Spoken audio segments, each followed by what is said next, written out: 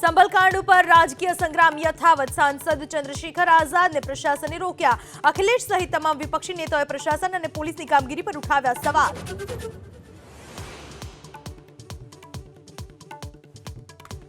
સંસદ સત્રને લઈને વિપક્ષ પર પ્રધાનમંત્રી મોદીનો મોટો હુમલો. બોલ્યા, કેટલાક લોકો રાજકીય સ્વાર્થ માટે સંસદમાં કરે છે હંગામો. જનતાએ નકારેલા લોકો સંસદમાં નથી ઈચ્છતા ચર્ચા.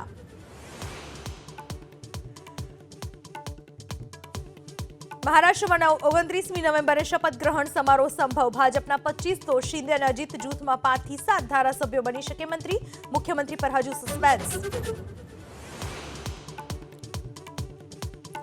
દિલ્હી એનસીઆરમાં યથાવત રહેશે ગ્રેપ 4. સ્કૂલ ખોલવી કે ઓનલાઈન જ અભ્યાસ, તેનો કાલ સુધીમાં નિર્ણય કરવા એર ક્વોલિટી મેનેજમેન્ટને સુપ્રીમ કોર્ટનો આદેશ.